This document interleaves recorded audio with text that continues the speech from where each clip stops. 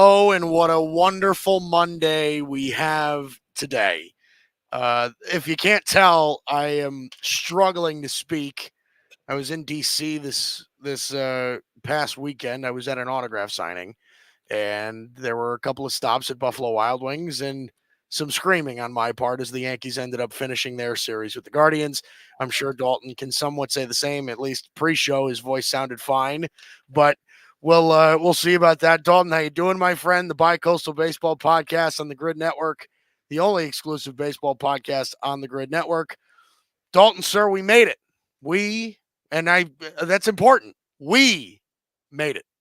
Yeah, I mean, this is pretty much what this show's been looking forward to all year is the potential of a Dodgers-Yankees World Series. And, I think it's one of those things that we dream about all year, but you don't fully expect it to happen until maybe last week when it's like, oh shit, we're both in the championship series and we're both favored.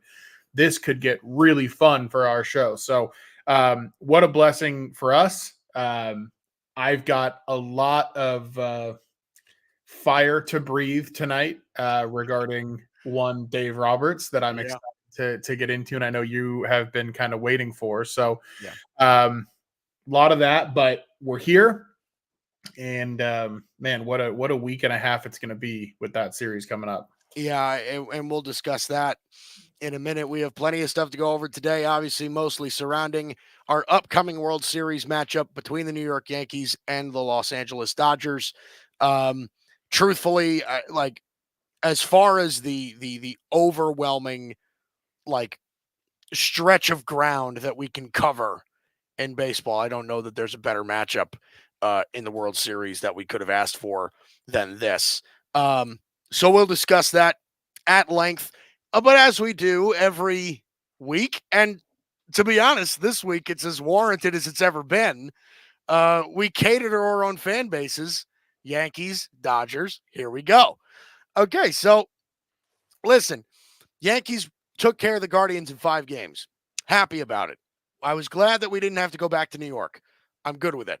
It was a very, very, very stressful 5 games. I'll tell you that. This was not a series of total domination that a 5-game series often, often concludes as.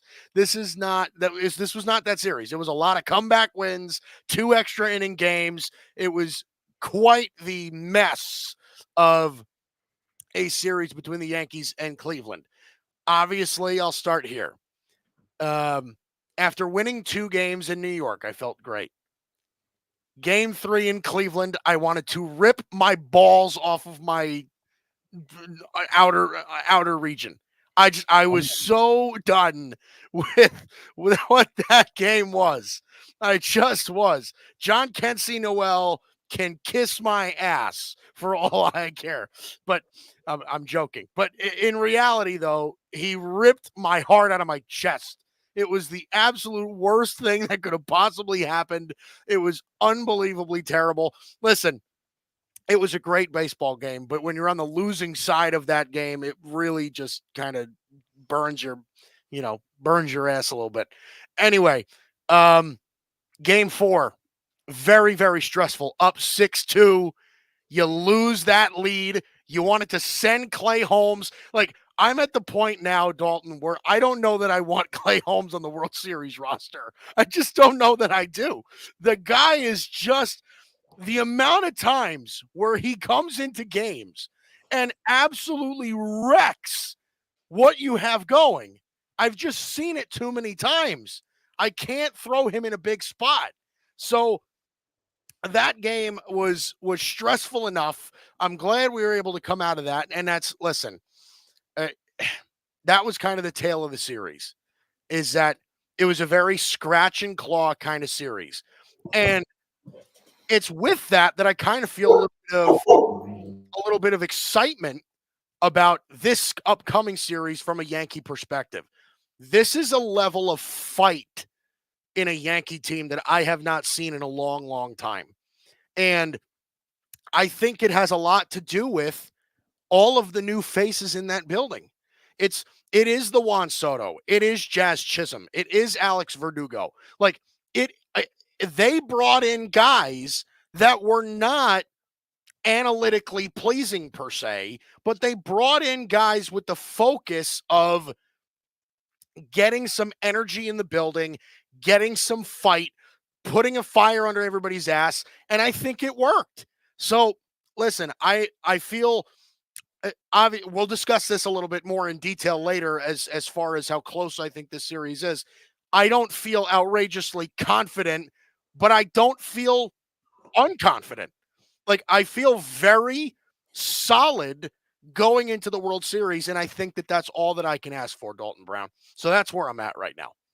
Yeah, I think you summed it up well, right? I think that series with the Yankees and the Guardians seemingly hit its turning point in Game 4, where Yeah. the Yankees handled business at home. It wasn't like necessarily like they were kicking ass, but they handled business at home, won the 2 games, and then Game 3, Guardians punch back. So far, nothing super surprising in the series, right? Yeah. But it felt like Game 4 was the moment in that series where it was either this thing's going to go 6 or 7 because the Guardians are going to battle here and this is going to be tight the rest of the way, or the Yankees are going to deliver what essentially amounts to a death blow. Even if the Guardians were able to come back and win Game 5, it was really difficult to imagine them winning 2 in New York after that. So it felt like, for me, Game 4 was the game where the Yankees like really kind of, it's where that series ended for me. I'll give the Guardians this. For a team that was pretty overmatched from a talent perspective, they battled. And I think, like, especially after the Yankees get to Class A the way they did, like, that felt like a moment where the Guardians could have like folded, and that could have been it, especially even just in Game 3. And so I give the Guardians credit for battling. All 3 games in Cleveland were tight. Oddly enough, even though that series was a 5-game series and Dodgers Mets was a 6-game series, I think most baseball fans who are neutral would probably feel that that series was a little bit more entertaining in terms of the tightness of the games. Yeah. So, I think, but again, right? I mean, Yankees in 5, I don't think you can ask for a whole lot more. No. And you're right. They were pushed. They responded.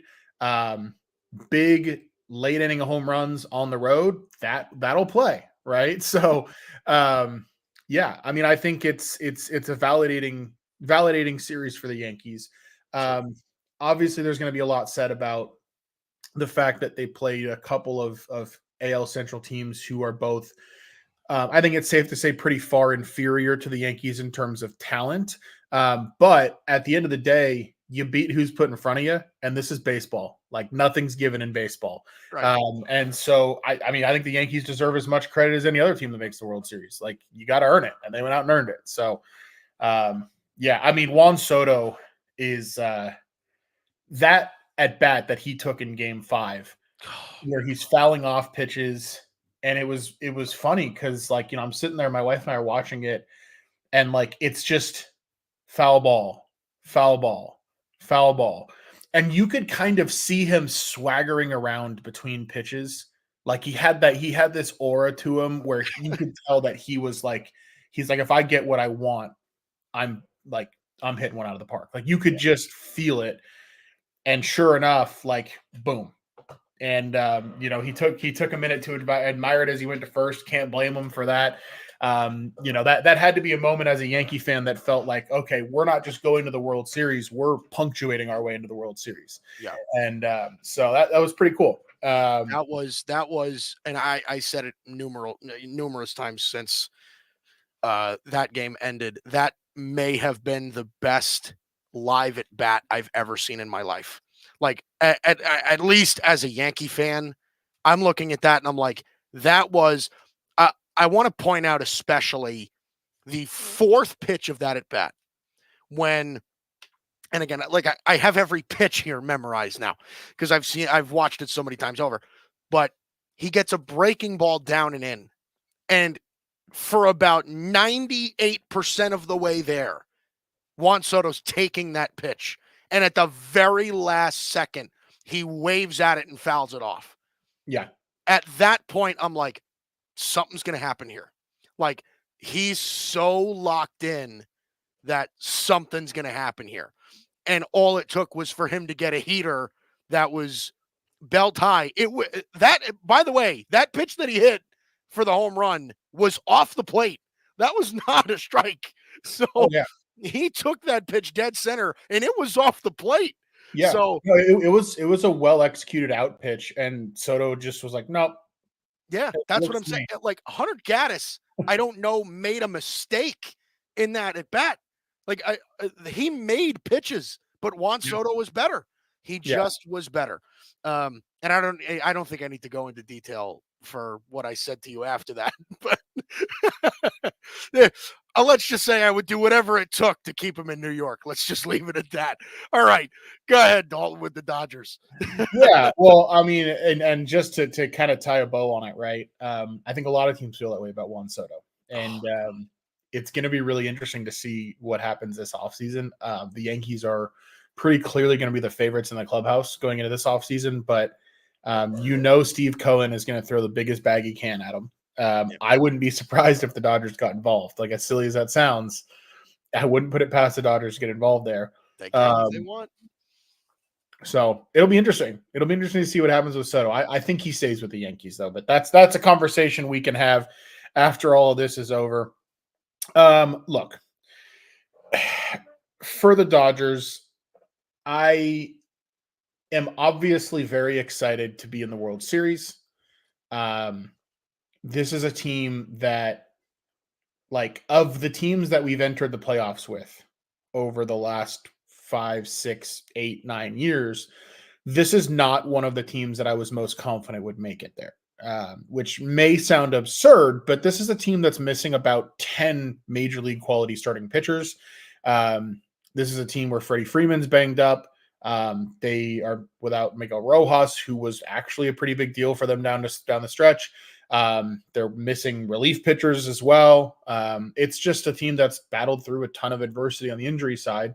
And yet still they finished with the best record in baseball.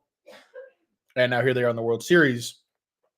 At a certain point, it's like, man, like maybe they are a bit better than I keep thinking that they are. But I don't want to like put a damper on Dodger fan excitement or even on my own excitement because it is really exciting. But there were a couple things I witnessed in that series with the Mets that like they were on a level that like borderline makes you want to renounce your fandom from the team. Like if there's one thing that I ask for from teams that I care about, it is that you are at all times trying to win. Like, I don't think that that's a big ask. No. It's just that you're trying to win every game that you play. And Dave Roberts all but admitted to the fact that he essentially conceded 2 games in the series. I will never be okay with that. Ever. There's never a circumstance in which I am okay with you being okay with losing. If you're okay with losing, there's a managerial opening in, well, I'm sure if you wanted there to be, there's a managerial opening in Colorado, right? Go to the south side of Chicago if you like losing, right? Like go somewhere where losing is accepted and okay. Go to Pittsburgh. Don't manage a Dodger Stadium or don't manage the Dodgers if you're okay with losing and it's something that you're willing to do. Let me just set the stage for this, please. And I texted you this week and you wanted me to make sure that I got it on the show. The other, like on, what night was that? Friday night, I texted you that I wanted Dave Roberts beheaded. Yes, you did. Like, look, here's the thing. Let me just, I just want to set the stage of what exactly went on in this game to make me feel that way. Okay. We're talking about a game where the Dodgers are up 3-1 in the series. They have a chance to put the series away. I tweeted after game 4, when we go up 3-1, I said, I think we need to go bullpen game in game 5. My thinking behind that was we have an off day between game 5 and game 6 if we happen to lose. And then we can line up Flaherty on extra rest in game 6, Buehler on extra rest in game 7. We know the World Series isn't starting until Friday if we end up in that situation. Anyway, so who cares, right? We're not worried about rest for the World Series. Right.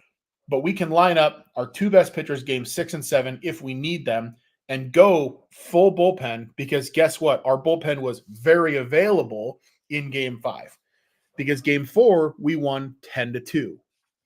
Game 3 we won 9-0 or 8-0. So it's not like we're sitting there with our high leverage bullpen arms gassed, and it's not like we have a game the next day. So anyway, that to set the stage, I want us to go bullpen game. Instead, they announced that Jack Flaherty is going to start. And I go, you know what? Fine. Like, there are bigger things for me to be upset about than this. I can live with it. They want to go out and clinch the series. Here's the problem, though. If you're going to Flaherty and he walks 2 batters in the first inning, strands a double in the second inning, gives up a 3-run home run in the first inning as well to Alonso, is sitting at about 60 pitches through 2 innings, he probably doesn't have it. Like, you can pretty clearly tell he doesn't have it. He's falling behind on every hitter. He got Alonso crushed one, right? Second inning was not easy to get out of. I don't mind him starting the third. Like, I understand why you're going to have him start the third. It's a 3-1 ball game. See if he can get you a little bit more. But when he starts the third with a walk where he's nowhere near the zone, almost throwing pitches to the backstop, another walk, I need somebody warming up in the bullpen. Like, we're talking he's at close to 70 pitches now. He hasn't been effective the whole night. You're down 3-1. You have a choice here, right? You can either decide that trying to win a playoff game is a worthwhile endeavor and bring another pitcher into the game, or you can do what Dave Roberts chose to do and leave Jack Flaherty out there to face Starling Marte, who doubles in 2 runs. Now it's 5-1. That was the last batter that I was kind of okay with him facing, right? I'm like, all right, let's give him a shot to get Marte. Maybe he'll roll to a double play, whatever, right? Once Marte doubles in 2 runs, after, by the way, he falls behind in the count to Marte, there's no reason in the world he should still be in the game. Well, he leaves him in the game to face 1, 2, 3, 4, 5, 6 more hitters. Those hitters go hard line out, ground out, single, triple, single. That includes him now facing the top of the lineup for the 3rd time already in the 3rd inning. Now it's 8-1. There is literally no circumstance in the world in any game ever that a starting pitcher in a playoff game should be left in long enough to allow 8 runs.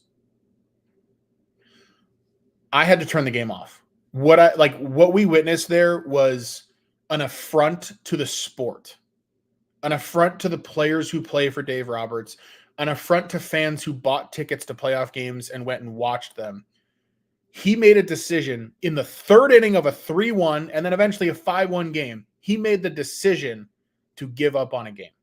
Now, I want to be clear on this too. I am not asking him to go to Blake Treinen in the 3rd inning or Evan Phillips in the 3rd inning. But go to another warm body. Like, literally anyone else, because you can tell Flaherty doesn't have it, right? And at that point, there's no way he's starting the 4th inning no matter what, right? So, okay, like, maybe you have to use another bullpen arm to cover an out or 2 in the 3rd, right? Because you're not putting Flaherty out there in the 4th with 90-plus pitches having allowed 5 runs, right? But instead, Roberts decides it's more important for Jack Flaherty to get this extra 1 out and not waste a bullpen arm to get that 1 out when you know you're going to the bullpen the next inning anyway. Like, and then Honeywell comes in and pitches 4 2/3 innings and was great. Like, did everything we needed him to do to keep us in the game. And it really, it made me sick just from a competitive standpoint. Like, it's as angry as I've ever been watching Dave Roberts. And I've been this angry before watching Dave Roberts manage a team. But like the non-competitiveness is something that's just not fucking acceptable to me at all. Like, it never will be. I don't care if we're up 3-0 in the series. Like, compete. Like, that's why you're on TV doing this, is to compete. And so, like, the part of it that really upset me too is if you hold that game at 5-1, or even if you bring in a reliever and they let it get to 6-1, we battled back, man. Pages hits 2 home runs that night. We end up losing that game 10-6. That game didn't have to be 10-6. Like, with how well Honeywell pitched, there's no reason that you're not in New York with a game that's 6-5 one way or the other going into the late innings. Right. And then potentially winning the series right there and not having to worry about it. The other thing, too, we find out after the game that Jack Flaherty was, like, legitimately really sick. Well, then why the fuck did he start in the first place? Like, you have a day off the next day. You have a rested bullpen. Your bullpen games have been relatively effective. Just go bullpen day in game 5. Give Flaherty the day and a half of extra rest. Start him in game 6 at home if you need to. I just don't understand any of it. Look, I'm glad that the second time we faced Sean Manaea, we hit him. But I didn't have a ton of confidence necessarily that would happen because Manaea looked great in game 2. Let's say Manaea comes out last night and shoves. You and I aren't doing a show right now. Instead, I'm sweating a game 7 with Walker Buehler on the mound against Luis Severino, which, like, look, I know it went well for us in game 3, but there's no guarantee that goes well again. Yeah. To me, I am not okay with playing with your food. Like, I understand that we're more talented than the Mets and we're the favorite and we're up 3-1, but it is never okay to play with your food like that. And it was, I'm just being honest, it was fucking embarrassing to watch. And it's an affront to the game. And I mean, I think he should have lost his job 5-6 years ago. But, like, how dare you, man? Like, as the manager of the Los Angeles Dodgers, how dare you not compete in a playoff game? Yeah. I had to go there for a minute. So I appreciate you letting me. Yeah. Yeah. Listen, it's been something that I've been looking forward to all season. Was the utter disgust from your perspective of Dave Roberts. And Mike, how shitty is it that I'm sitting here the day after my team clinches a World Series berth, and all I can think about is the fact that we didn't want to fucking compete every game in the NLCS. Yeah. Yeah.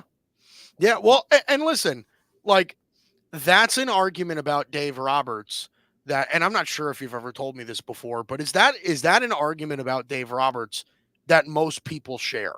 Like, do Dodger fans feel that way? Do they feel similarly to you about Dave Roberts, or do they feel more in line with the national outside perspective of Dave Roberts is one of the winningest playoff managers of all time? He's not. I mean, like, okay, so here's the thing. If we're talking about, like, raw compiling of numbers, like, yeah, he has a lot of wins, but he's, like, roughly 500 in the playoffs in his career. Yep. Which, when you look at the talent he's had on the teams that he's had, to be around 500 in the playoffs in your career as a manager of the Dodgers with those teams is an abomination. Like, if the Dodgers went 500 over a 90-game sample during any regular season over that time, there would have been panic. So I want to make that part clear too. But yeah, as far as how Dodger fans are, it's a mixed bag. There are a lot of Dodger fans who feel the way I do. There are a lot of Dodger fans who don't. I think there are a lot of Dodger fans who understandably, like, the way they look at it is they're like, well, Dave Roberts is not going anywhere anytime soon. So, like, me losing my shit over him is not going to be good for my mental health. So, like, I think a lot of Dodger fans just convince themselves that he's a good manager because they don't want to be, like, doomsday about the team. But he's not. He's an awful manager. He has been an awful manager for a long time. And, like, I go into every playoff series expecting him to manage us out of it. And the part of it that's really, like, mind-blowing and kind of upsetting this year especially is that I actually think in the games that we've competed to win, this has been his best playoff run as a Dodger manager by far. In games that he wants to win, he has managed the bullpen exceptionally well. He's reacted quickly when things aren't going well in games that he wants to win. I'm just not okay with my manager not wanting to win every night. Yeah. Well, who would be? Like, that's the thing is, like, there's, if that's really the case of how these things go, then there isn't a reason for any Dodger fan to feel any differently than you do. They just must not think that that's the case. Like, I don't know if it's just like a non-ball knower sort of thing where, like, it's like they don't take into account how you manage pitching, how you manage bullpens, how you mail in certain games and how you can tell that you mail in certain games. Like, that's one of the things that, like, and I don't know how much of a managerial advantage we have. I know what you think, but like, I do know that I definitely have like a luxury in that sense of, and maybe it's not even a luxury. It's almost just like a baseline necessity, I guess, of Mhm. like, I definitely know that Aaron Boone wants to win every night. Like, Aaron Boone will use Luke Weaver in a 6-1 game to hold down the fort. Like, it that's what happens. Ill-advised or not, there's no question that he's, in it to win it. And you can see it in his attitude and everything too. That's Yeah. one of the things that I've heard you say about Dave Roberts time and time again, is that he just kind of sits on his ass and doesn't ever fucking get into the game at all, it seems like. So, Yeah, I mean, to succinctly tell, like, a lot of like Dodger fans are fully bought in on this new argument that letting the same team, like letting the same batters see the same relievers multiple times in a playoff series is like this huge no-no. mhm, That's the big thing that they're all bought in on now. And so they're like, oh, well, we better not let Lindor see Blake Trinan more than once in the series. And it's like, dude, like, stop. Like, put your best guy out there in the yeah. situation that you need him out there. Like, let's not overthink this. Like, Like, yeah, Trent's yeah. gross, dude. Look, don't get me wrong. Once somebody sees him 3 or 4 times in a series, yeah, like their numbers are going to get better. But like, you're still trusting your best guys in the best spots. Like, it's not Yeah. um this idea that we need to like over not just over analyze, but like over engineer every bullpen decision. Like, it's there comes a certain point in which you're just overthinking things. Yeah. And I think that is where the bullpen management gets, like, when you're getting to a point that you are so like your brain has been so twisted around your bullpen usage Mhm. that you're like, no, you know what? The best way for me to save my pen is to have to play an extra 9 innings.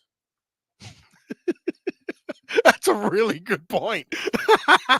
Like, when your brain gets that twisted to the point where you're like, no, you know what we need to do for our pitching? We need to forfeit game 2 and game 5. Because don't get me wrong, don't get me started on game 2. They did the same thing there. Like, it was blatantly obvious to anybody watching that game that Landon Knack did not have it. Brutal. Blatantly obvious. And the Yeah. lineup turns over to Lindor and Vientos with runners on. Zero defensible reason for Landon Knack to be left in that game. He leaves him in. Vientos hits a grand slam, and Roberts goes belly up the rest of the way. Doesn't care. It's just, I like twice in one series we just waved the white flag in the third inning. And Yeah. look, the other 4 games we beat the daylights out of them, and that's great. And I'll have a lot of positive things to say about the Dodgers too, I promise. But all right, we can move on. Yeah. It's listen, I like that. I love this though. This is fun for me. Um Seeing you get all upset over Dave Roberts. It really is fun. Cuz again, though, part of the reason why I like it so much is because you're a relatively even-keeled guy. Like, you don't ever really get too hot, you don't ever really get too cold. Like, you're fairly mild-mannered, but it's fun seeing you lose your shit sometimes. It's great. Dude, if you had seen, like, if we, I'll put it this way, if we were like live streaming me watching Friday night, Yeah. bad, Yeah. bad. Yeah. We you would have gotten canceled on social media, I'm sure. It wouldn't have been good. All right. So let's talk about these series that we just wrapped up a little bit before we um get into the World Series itself.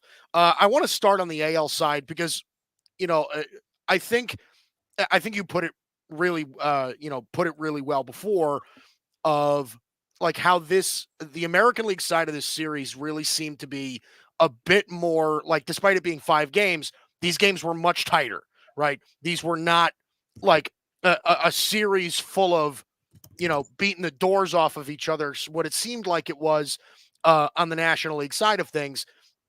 So in the American League, the Guardians, here's what I'll say on the Guardians. Okay.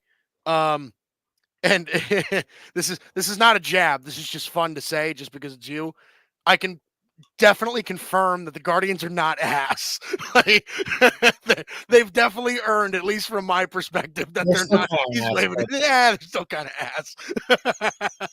But one thing that I will give them, they are a scrappy, annoying ass ball club that had several different heroes in a lot of those games, right? Like game 5 became like the best offensive game that Bo Naylor has ever played in his life. Like Bo Naylor was 1 for 17 or something like that in the postseason.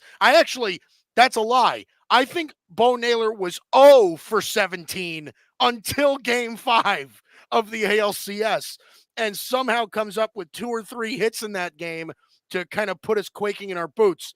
Um, but that was one of the annoying things was just like you didn't know in Cleveland who the hero was going to be, right? Obviously, John Kensey Noel had his big moment. David Fry had his big moment. Bo Naylor had time. Brian Rocchio has been outstanding the entire postseason, right? Stephen Kwan makes me want to rip hair out of my head because of how hard it is to get him out on a consistent basis. The guy makes contact with fucking everything. Drives me insane. The other thing I'll give the Guardians as well, their bullpen is actually disgusting. And like we got to them a couple of times. Like we got Hunter Gaddis a couple of times. We got Hunter Gaddis. We got Emmanuel Clase a couple of times. What happened with Emmanuel Clase in the postseason was something that like uh, that doesn't happen all that often. Like he was so gross over the course of the season. What was it, Dalton? He gave up like 5 earned runs or something like that over the course of the entire regular season. And then in the postseason, he gave up like 8. It's like itself. Like that is just something that doesn't happen. He was the most dominant relief pitcher in baseball by a lot and then just completely crumbled in the postseason. So, but I will say, like, Cade Smith is gross. Tim Herron is like as a lefty, like that dude is so good. It's kind of nuts. And it's not even just like the 4 horsemen, which is what they call them. It's it's Eli Morgan. It's Eric Sabrowski. It's like they've got some dudes in that bullpen that can really pitch. I think the thing that killed them was that they virtually got no length out of any of their starting pitching. Right? Like Matthew Boyd was their guy that gave them a real quality start in game 3, and he's a left-hander, and you kind of expected, well, the Yankees really struggle against left-handed pitching, and I think Matthew Boyd took advantage of that. But Alex Cobb, they hit up. Tanner Bybee, they hit up. Now, Tanner Bybee in game 5 was much better, but even then, he gave up the home run to Stanton late and kind of gave away their lead. Like, they didn't have much length out of their starters, and that was one of the main concern I had about them was that I didn't know their starting pitching was good enough, and I think, to be truthful, I was right. It just wasn't. They didn't get themselves in comfortable enough positions to where their bullpen could actually be effective. So, like, the Guardians are definitely scrappy, but definitely outmanned in a lot of ways in that series. Yeah, I think that's completely fair. I mean, the Guardians, it's like we talked about before the series. If the Guardians can get you to play a Guardians game with them, they Yeah. can be really annoying to play. But as soon as you're not in a 2-1 ball game with them, like it's just really tough Yeah. for them. Like anytime a ball game starts having a back and forth element to it, it's going to be tough for the Guardians. And to their credit, like they battled in those types of environments in this series better than I expected them to. Yeah. Like they came up with big hits to tie ball games and all that.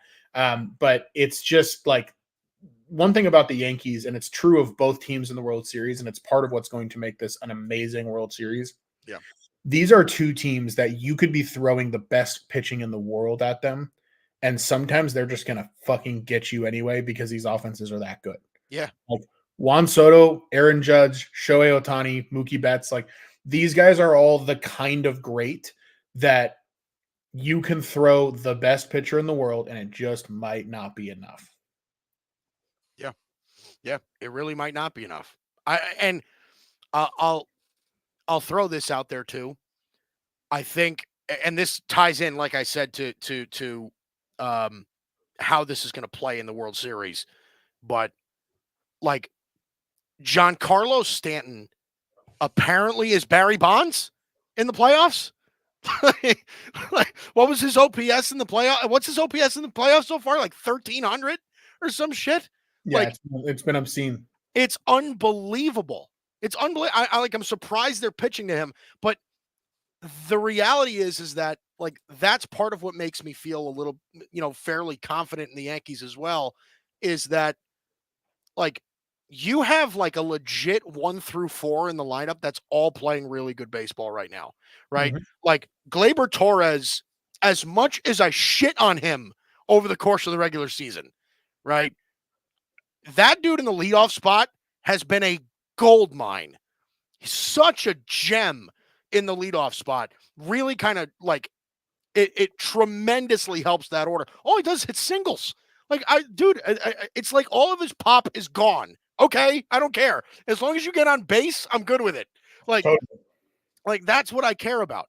Juan Soto is Juan Soto. Aaron Judge, like this. I know that Aaron Judge's postseason numbers and his postseason struggles are well documented. I get that, but he's still fucking Aaron Judge. You know what I mean? Like that. Aaron Judge it will never, at any point, at least in recent stretch, like in some sort of recent history or recent occurrences, will never become like a break in your lineup. No. At no point, Yeah. right? I Oh, don't care if he's hitting 120. You have to be careful with Aaron Judge. that's And it. Yeah. now and then you have Stanton, who's I mean, is it fair to say he's been one of, if not the most dominant hitter in the postseason? Like Yeah. he's been unbelievable. Yeah. So He's been, of yeah. those top 4, you're never getting a break, and one of those guys is going to break through at some point. So, and now again, this series was evident because if there's one thing that Cleveland does have, it's dominant pitching, especially in their back end, and the Yankees were able to get to the what Cleveland's biggest strength was. Yeah. So, 100%.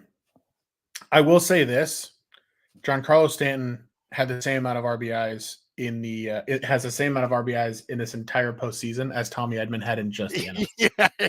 Well, listen, I'm surprised, by the way. I'm very surprised that you didn't bring him up before. Tommy Edman, like, again, I live in New York. Many of my friends and family members, whatever, are Met fans. Like, that they just are. They wanted to throw Tommy Edman off a bridge. Like, they were so tired of his bullshit throughout the entire series that they were just like we're coming into this series prepared for Ohtani to kill us. We're coming in with Freddie Freeman and Mookie Betts ready to kill us. Whatever. Max Muncy, Teoscar Hernandez, Tommy fucking Edman. Are you kidding me? So it's remarkable. But that listen, we say it all the time and it's cheesy, right? But that's what the postseason does. Like it's just it. Well, That's what it is.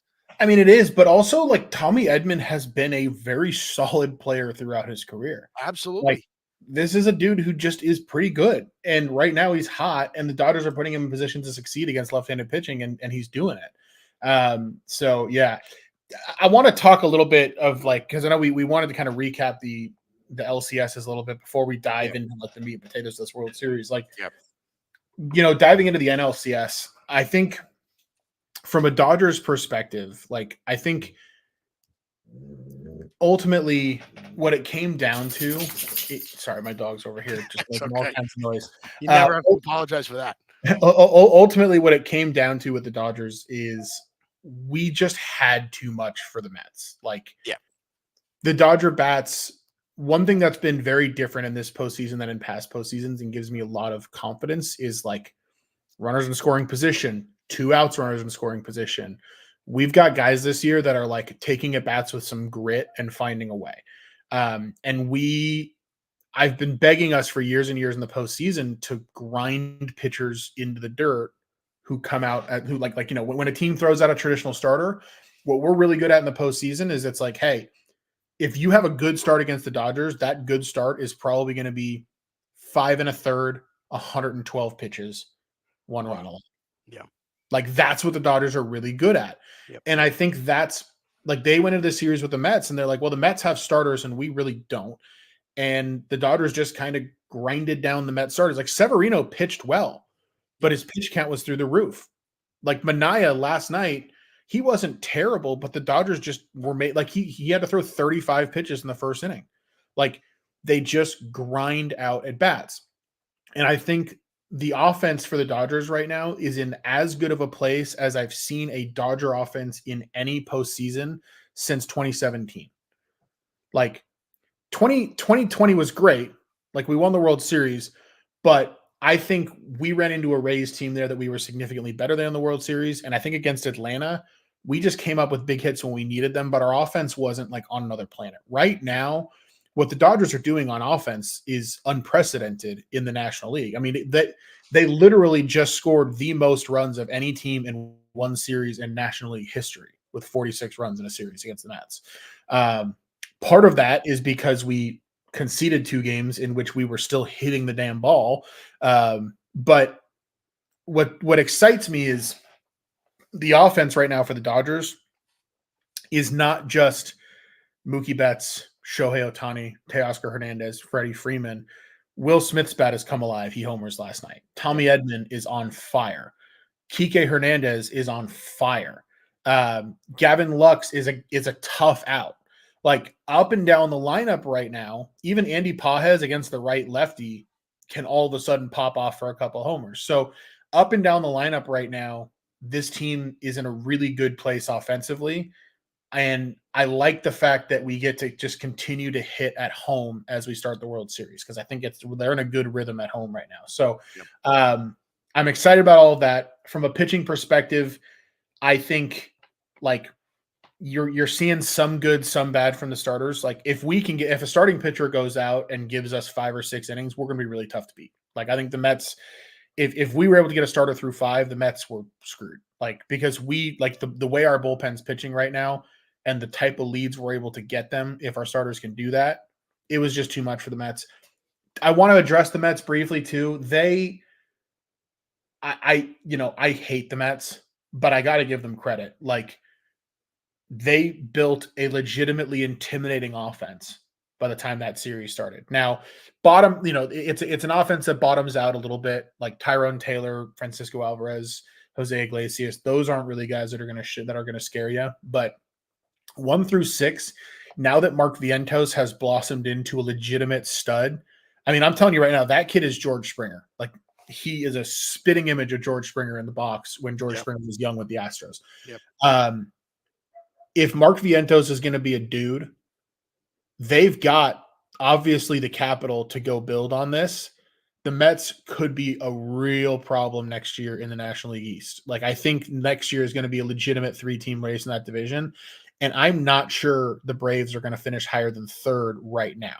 Now a lot's going to change this offseason, but Mets they're moving in the right direction.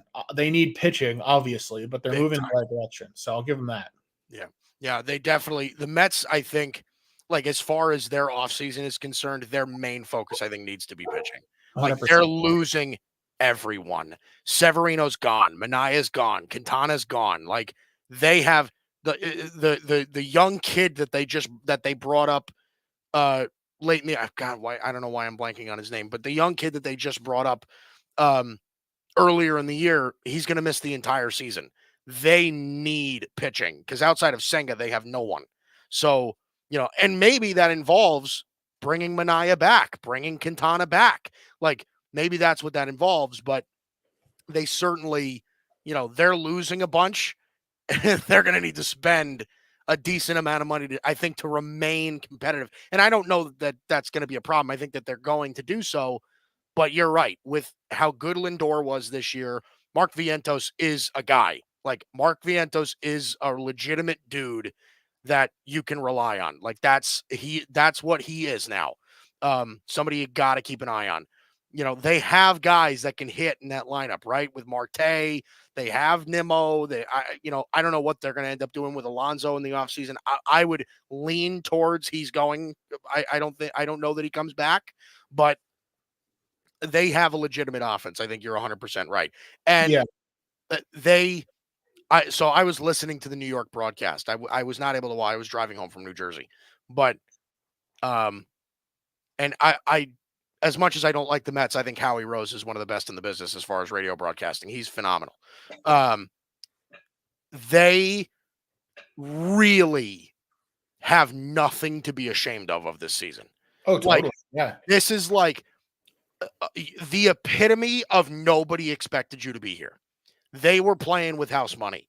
So, like, I understand that, like, the sting of being eliminated from the playoffs is still, like, going to be there, but they're going to, like, look at this past season in, like, a couple of days and be like, all right, we're pretty fucking fired up. Like, Yeah.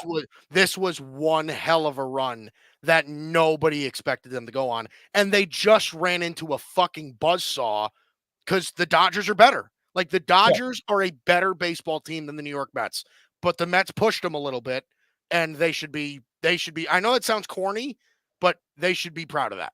Yeah, no, I agree. I think if you're a Mets fan, and I'm surprised that I've actually seen a bit of that from Mets fans the last couple of days on Yeah. social media. There seems to be a consensus among them that, like, okay, like, we kind of maximized what we were this year, and that's all you can really ask of a team is, like, do the most that your talent is going to allow you to do. And, like, that was never a team that was going to win a World Series this year. I mean, it's baseball, so you never know, right? But, like, that was never a team that it was realistic to expect to win a World Series this year. But they did what they could. So let me give a little bit of shit to the Mets too, by the way, yeah. just because what would be us talking about the Mets if we didn't shit on them at the end? The fact that there's a clip of, like, the Barstool Met guys, right? Frank the Tank, KFC, whatever, there's a bunch of those bozos. There's a clip of them that 5 seconds after the Dodgers beat them, they say, "Let's go Dodgers." Fuck you. I knew Fuck that was you. coming, Yeah, like, that is the most petty bullshit I fucking hate about the Mets. Like, you wouldn't believe. This is why people hate you. That's why. You just got bludgeoned in an elimination game. And 5 seconds later, you go out and you say, "Go Dodgers," because the Yankees are on the other side. We don't give a shit about you. Why do you give a shit about us? It drives me insane. It is the most little brother bullshit I've ever seen in my life. Mike. Sorry. I had to Mike, get that off my chest. The key to dealing with little brother bullshit, take it from a Dodger fan who like the Padres. I'll put it this way. Before 2020, I didn't even know there were Padres fans on Twitter. I didn't know that they existed. Like, they're like the Diamondbacks, right? Like, you don't see Diamondbacks fans or Rockies fans on Twitter. The No. Padres are in that same category, right? Where it's just kind of like, I mean, yeah, like, that's just one of those ballparks in the NL West that when the Dodgers play there, it's a home game. That's just what it is, right? Yeah. You'll notice, like, the Padres are the same type of deal, right? Like, Padres fans were massive Mets fans the last few days. And they're already massive Yankee fans now. And it's one of those things that it's just like, man, like, when the Dodgers get knocked out, like, I'm not going to say that I stop watching, but I stop rooting. I'm kind of just like, shit. All right. Like, you know what I mean? Like, I guess I'll consume these games, like, whatever. You know what I mean? But like, that's the little brother syndrome is a real thing, right? The joke I make about Padres fans is it wasn't that long ago that the Padres wore navy blue. Good luck finding navy blue when you watch a Padres broadcast at Petco Park. Nobody wears it, right? Because nobody got any gear back then. Everybody bought their gear after they became good and started wearing brown. And that was the first year, like 2 years into them wearing brown was the first year that they were good. And I was like, you notice you don't see any blue. You don't see any of that navy blue. None of those fans owned gear back then. They were all wearing Dodgers. They're all wearing Dodgers. You're never going to see a Brian Giles jersey anywhere. But anyway, enough about the Mets and the Padres. Yes. These irrelevant teams that nobody gives a shit about. Let's talk about the big market gorillas that belong here. Yeah. Well, I texted you this after the Yankees clinched, right?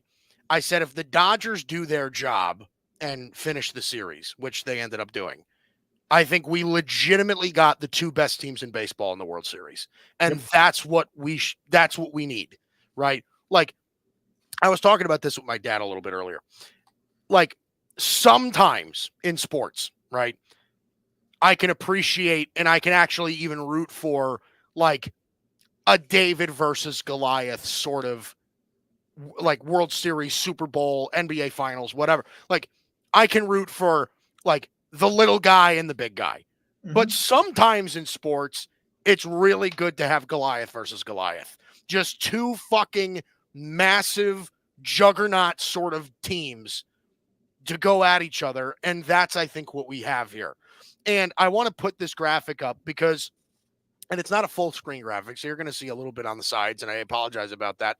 But you sent me this in a tweet before. So I think who did it come from? It was Jay Kuda. Yeah. So this is the graphic he put up, and I want to show you this. That's about how even this series feels in my mind. Like it is even like win one, lose one, win one, lose one, win one, lose one, virtually all the way for the past 60 games in the regular season. Like that is like mind-boggling how that's possible. And like Mike, it should be noted too, 60 regular season games between the Dodgers and Yankees. You're talking about like probably 3 decades. Oh yeah. Like yeah. These teams have played 3 times a year for the last few years. Before that, they played 3 times a year every 3rd or 4th year. Yeah, right. So yeah, I mean, like there hasn't been a lot of separation for quite a while. And what's funny is I like it feels like over the last several years when the Yankees have come to Dodger Stadium, it feels like they kick our ass. When we go to Yankee Stadium, it feels like we kick the Yankees' ass. Is kind of what it's felt like the last few times they've played. So, I mean, this series is just going to be an amazing watch all the way through. One of the funniest things I'm seeing on Twitter right now are people who are like, "Oh my God, World Series tickets are $1,200," and it's like, I mean, it's the World Series and it's the Yankees and the Dodgers. Like, why are you pretending to be surprised by that? Yeah. Like, I mean, like World Series tickets against the Astros in 2017 were $800 or $900. Like, we're talking 7 more years of inflation, and the Dodgers and the Yankees. $1,200 is a bargain. Go get your ticket and go if you can afford that. No, I was looking at tickets. By the way, I'm actually going to Game 3. Thank God. I'm super excited about that. Awesome. But good for you. Standing room only at Yankee Stadium was like $1,500. Well, pinstripe not including fees. Like it was, it's steep, but it's expected. You're 100% right. Yeah. Yes. And I mean, that's just what it costs, right? I mean, supply and demand. It is what it is. Yeah, I don't think I'm going to end up in any games. If I do, there's like a single-digit % chance I end up somehow in New York for a game. But it's not looking likely. That's part of my life living in the middle. You texted me this morning. What was it? It's very unlikely, but a non-0% chance. There's a non-zero chance I end up at Yankee Stadium at some point next week if some miracles occur. But either way, it's gonna be awesome. I think like you and I had a plan on kind of how we wanted to get into this. I really want to go at it from one angle here, which is I want to hear your Yankee perspective, and I'll give my Dodger perspective. I want to hear from you, like, why do the Yankees win this series, and why do the Yankees not win the World Series? Like, what do you think are the scenarios on either end of that? So I'll start by why they won't. I think the reason they won't is because just like how I thought the Guardians pitching would struggle with the adjustment from facing the Tigers to then facing the Yankees is similar to how I feel about the Yankees pitching from going facing the Royals, the Guardians, and then the Dodgers. Like, you're just living in 2 completely different worlds at that point. Now, to the Guardians' credit, they have plenty of offensive guys that give you pause, right? Like, Josh Naylor, Jose Ramirez is one of the best players in the game. Steven Kwan is a pain in the ass, but like they're not Shohei Ohtani. They're not Mookie Betts. Mm-hmm. The lineup is very much not as deep. I mean, if you've got like Will Smith and Gavin Lux, Chris Taylor, Kike Hernandez at the bottom of your lineup, like it's not like you're facing Bo Naylor and like Andres Jimenez, like it's just a completely different world of pitching and hitting matchups that you're going to see.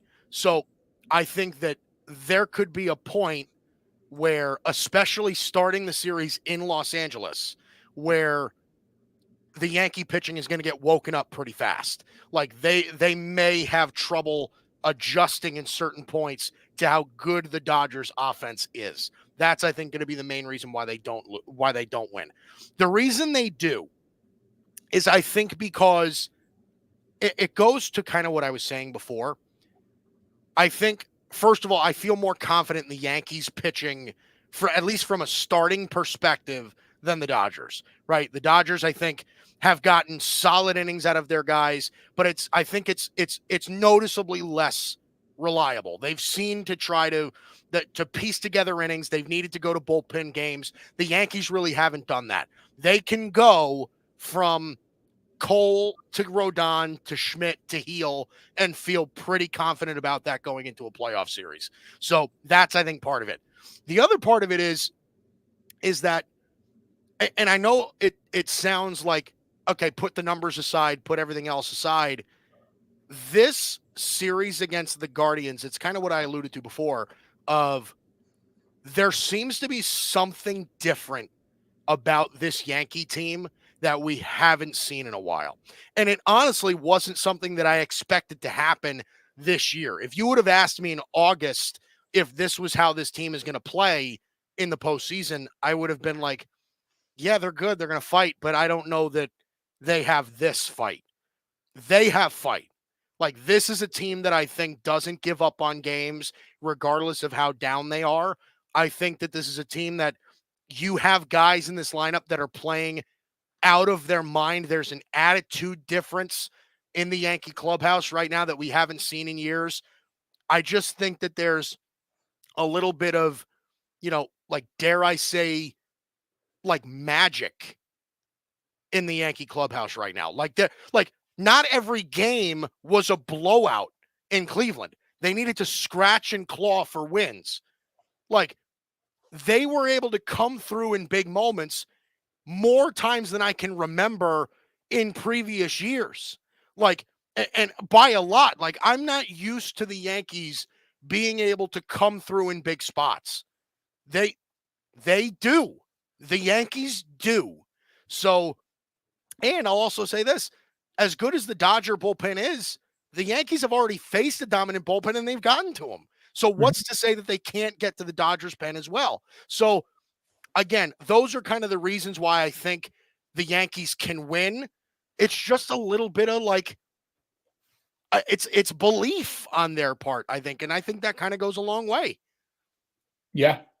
I think that you make really good points on both ends. I think your points are well taken regarding the Yankees starting pitching. They go into this series with 4 defined starters. The Padres did not have 4 defined starters. They had 3. The Mets did not have 4 defined starters, really. They had 3. And so I think you're kind of dealing you're kind of dealing in a different world there than the Dodgers have been in so far this postseason. That being said, I like the reasons that you gave there because they're very different than the reasons that I'm about to give. And you might be surprised by them. Okay. I, like you, am going to start with why the Dodgers lose the series. The reason the Dodgers lose the series is because the Yankees offense right now is a swaggering machine that gets hits in big spots. And our bullpen, while the numbers have looked good, and our starters, while they've kind of been okay, the problem on both fronts is that we're walking too many batters and we're falling behind in too many counts.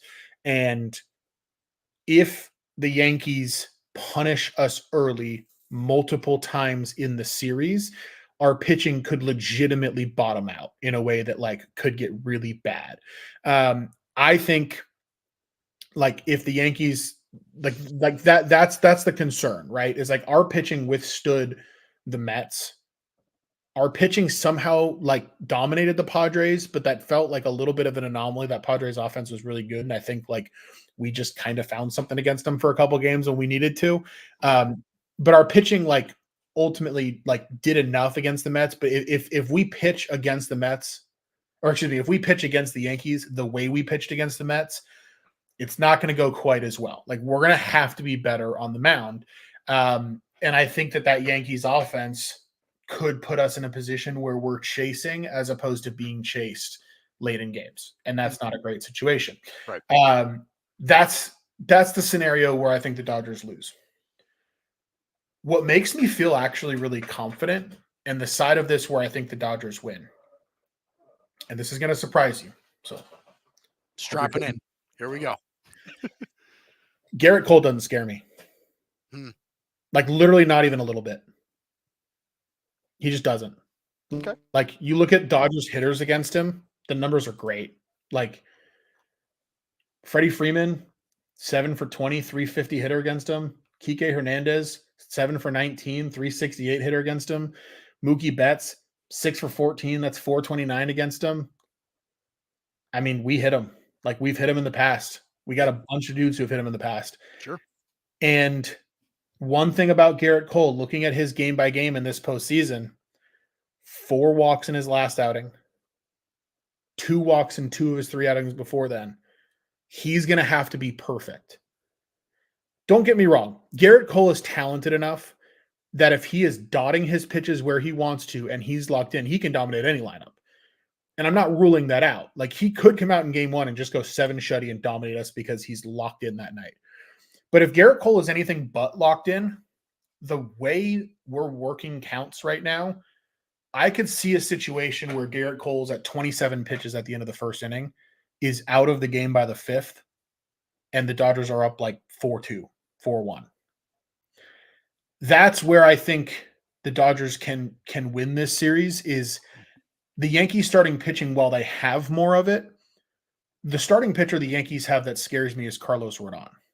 The other 3, they're good, but they don't really scare me. Like Clark Schmidt has not pitched in this type of environment in the postseason against a team like this. Sure. Like Clark Schmidt is a guy that, like, I think he's pretty good, but like you give me Walker Buehler against Clark Schmidt in game 3, I'll take my chances. Like I'm not saying I think like I think that's a relatively even matchup. Like I think we can hit Clark Schmidt. Oh yeah. I think we can hit Luis Heel, and I think we can hit Garrett Cole. What it's going to come down to for me with the Dodgers and the Yankees, Carlos Rodon. Carlos Rodon last season, and I think the season before, was in San Francisco. Or excuse me, 2 seasons ago. 2 years ago, he was in San Francisco. Yes. Yep. The entire reason the San Francisco Giants signed Carlos Rodon at the time is because the Dodgers struggle against his type of profile of a pitcher. You saw it against Sean Manaea in game 2. That kind of lefty with a good breaking ball that throws hard and can dot shit up is a guy the Dodgers struggle with. And you look at some of these numbers, Mookie Betts 1 for 19 against Rodon. Teoscar 1 for 9, despite the fact that he's our lefty killer. Will Smith 1 for 8. Freddie Freeman 1 for 7. Kike Hernandez pretty good. But you look down the line, Max Muncy 0 for 4. Like the Dodgers don't hit Rodon well historically. At least these Dodgers don't. Yep. But Rodon is also a guy that sometimes struggles with command.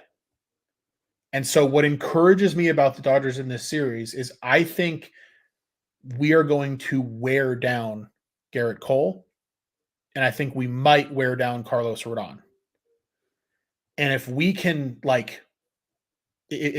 do that, I don't like the Yankees bullpen is pretty good. It's better than the Mets, but the Yankees bullpen, if we can make that bullpen come out and throw 5 innings every night, I don't think it's going to hold up. Right. And the other thing with the Dodgers that gives me a lot of confidence throughout the Andrew Friedman era and throughout like this regime of hitting coaches, if you look at the Dodgers stats, the second time they see a pitcher in a season, it's insane what they do. Yep. And so I know that the Yankees' plan is to potentially go Garrett Cole in games 1, 4, and 7. And that doesn't intimidate me as much as it should. It just doesn't. So I think our bats are what give me confidence, but the pitching doesn't. Like the pitching has been really good. Frankly, it's a big part of why we're here. But like that's the side that scares me. So I think the key to the series on the Yankee side for me is Carlos Rodon. if Carlos Rodon can dominate these Dodger hitters the way he has in the past and give the Yankees 2 really strong quality starts, that's going to be a huge boon to the other guys because the righties, I think we could knock around a little bit. We'll see. Yeah. Well, and listen, points well taken in that respect. And there's certainly a world that we could live in where like Garrett Cole doesn't have the ace stuff, and the Dodgers can certainly take advantage of that, right? Clark Schmidt and Luis Hill are both very young, inexperienced starting pitchers that, like, I mean, Luis Hill has one playoff start in his career. Like, Clark Schmidt has a handful. Like, that's and they've each had their ups and downs this year as well, and they've kind of like Luis Hill has this thing where like there are just some nights where he'll just walk 6 guys. You know, he's gross, but he'll walk 6 guys. Clark Schmidt doesn't have that issue, but Clark Schmidt will get hit on certain nights. And the Dodgers just set a record for most walks drawn in a postseason series against the Mets. Like well, this is that's our game. You know what I mean? I agree, but I also think that kind of plays to both sides as well because the Dodgers are very good at working counts, getting on base, they're drawing walks, the whole bit. The Yankees are very good at that too. The Yankees really do a good job at getting to your bullpen really early.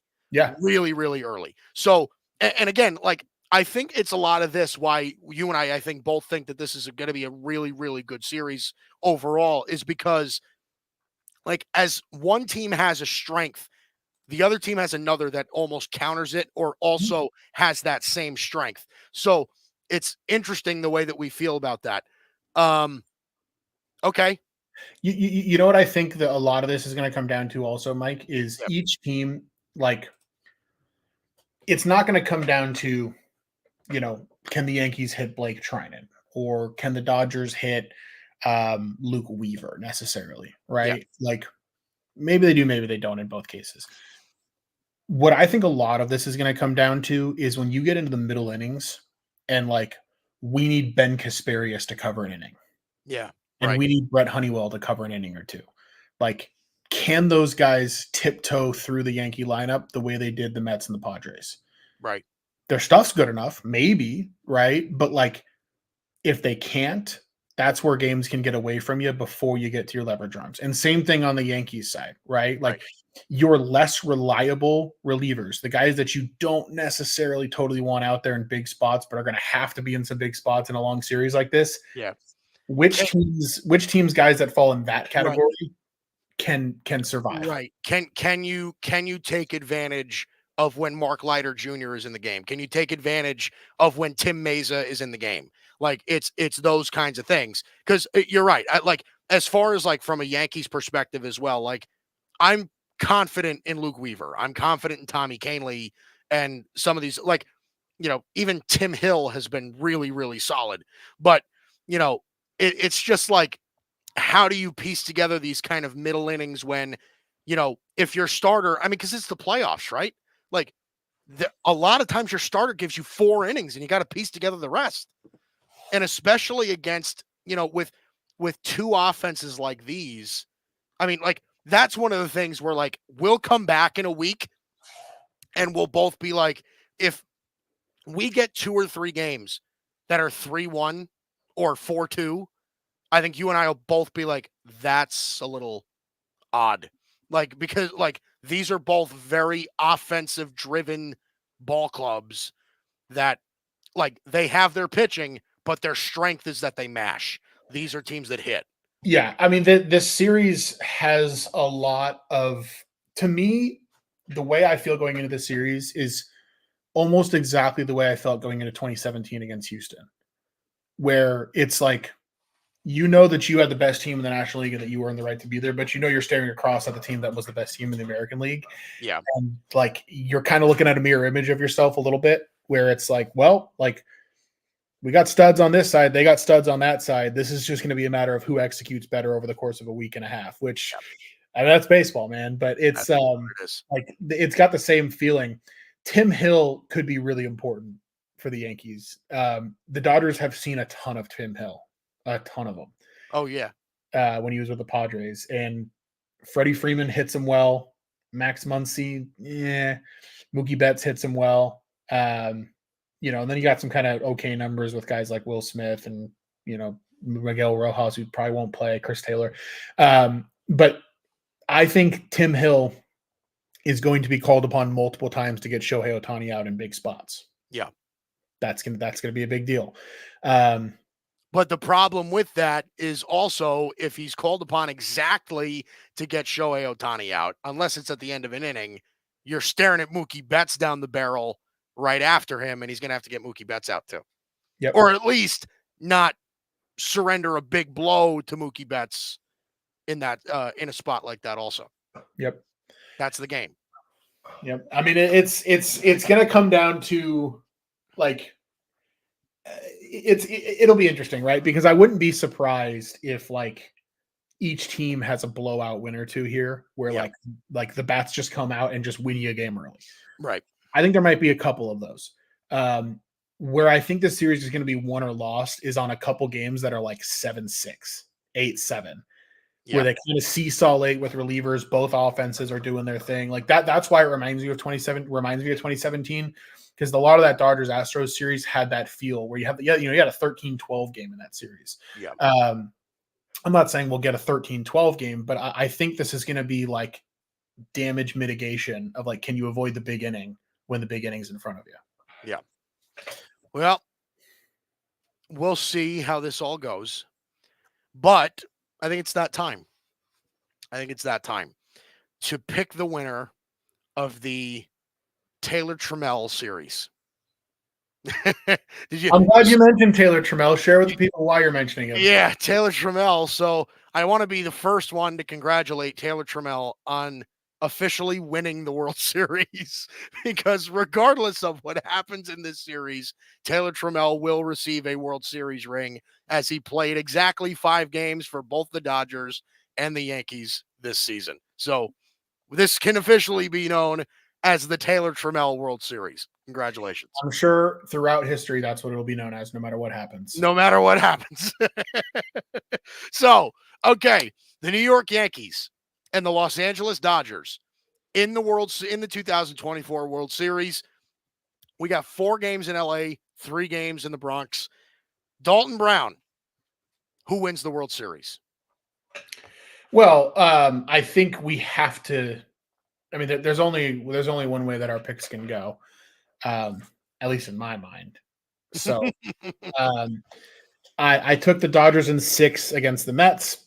We should have won it in 5. I'm going to go Dodgers in 6 here. Partially because I think if the Dodgers win this series, their best bet for that happening is for this game to not get to a 7th game because we're a little bit thinner on the pitching side. I think the pathway to the Dodgers winning this series goes like this. You get Garrett Cole's pitch count up. You get him out of the game early. You win game 1. You might lose game 2 against Carlos Rodon, but I think the way you win this series is you rough up the rookies. You hit Schmidt, you hit Heel, you find a way to put the Yankees in a 3-1 hole. You have them, put the Yankees in a spot where they're bringing back Garrett Cole potentially on short rest. That, like, if you can put the Yankees on their heels where they're bringing back starters on short rest, they're not trusting their rookies. That's where I think you can win this series. And I think if the Dodgers win it, they're going to want to wrap it up in less than 7 games if they can do it. So it's not a matter of me being, I'm so confident it's not going to go 7. It's just I think the pathway to the Dodgers winning most likely involves the series not going 7. So Dodgers in 6 is my official prediction. I think we should also give MVPs, so I'll give mine here as well. I think just based on how much he loves Yankee Stadium, Teoscar Hernandez. We haven't talked about him enough. And I think Teoscar Hernandez, when the Yankees go to a Tim Hill against a Freddie Freeman or a Shohei Ohtani, are inevitably going to end up with him having to face Teoscar a time or two. I don't think that would go very well.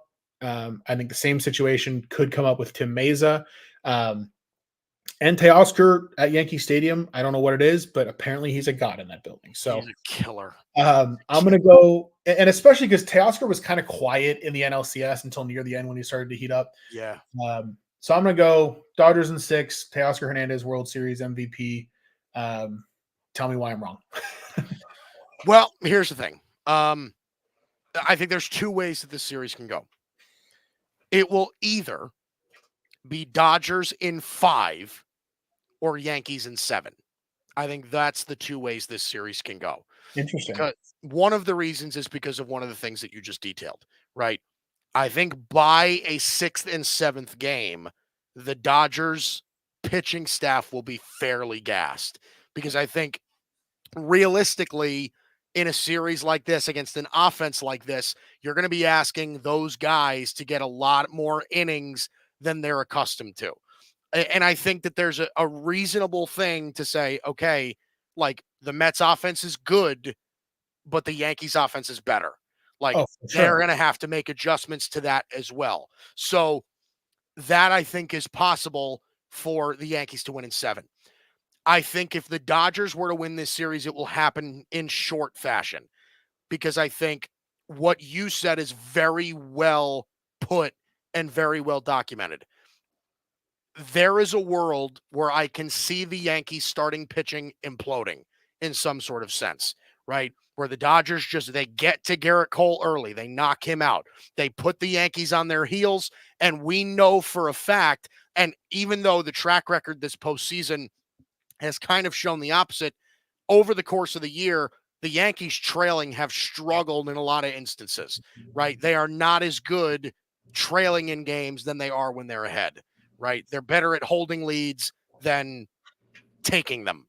So I think there's part of me that thinks that we could be headed into the Bronx with the Dodgers up 2-0, and the Yankees find a way to steal a game at Yankee Stadium, but it's over before it goes back to Los Angeles. That is a way that I can see this going. However, the Yankee hat goes back on. My official prediction is going to be Yankees in 7. And again, it's a lot of what I just said. There seems to be something about this Yankee team that's different than what it was in years past, right? I think we can also live in a world, as much as we've talked about how the Dodger lineup matches up against the Yankee rotation and the Yankee bullpen, and how that can kind of get exposed in some sort of sense. I think the same thing could be said about the Dodgers. Like that's sort of a thing that I think needs to be brought up as well. More than likely what we're going to see is we're going to see 6 games in this series with Flaherty, Yamamoto, and Walker Buehler starting games for the Dodgers. And as good as those guys can be, they're all right-handed, and the Yankees love right-handed pitching. I don't know that, like, it's not even really the fact also that it's just starting pitching. The Dodgers have one lefty in their pen, and it's Anthony Banda. So, Vesia is expected back for the World Series. So all right, so Alex Vesia is expected back. Okay, so you have 2 lefties coming back, and potentially Gratterall as well. Gratterall's right-handed, right? Yes. But he's sick. So yes, but he's awesome. So, but yes, point well taken. The Dodgers dominate with right-handed pitching. That's what they use. The Yankees are much more comfortable against right-handed pitching, again, especially if they go into Yankee Stadium. They know how to use the short porch. They've done it before. They get guys to hit to all fields. And now listen, Yankees-Dodgers in the regular seasons, what was it? It was a 2-1 win for the Dodgers. It was an 11-3 win for the Dodgers, and then a 6-4 win for the Yankees. So again, it's just kind of like splitting hairs. And if I'm remembering this correctly, that was the Yankees without Juan Soto. I think Juan Soto didn't play in that series. It was either Juan Soto or Aaron Judge. I want to say it was Juan Soto that didn't play in that series. But there we go. I think, like I said, 2 ways this could happen. Dodgers get tired. Yankees do a good job at wearing them out. They win in a deep series, 7 games, or the Dodgers finish it in short order. Another reason why I'm picking it to go long is that I just kind of get the feeling, Dalton, that this is going to be not only a great series, it will be an all-time great series.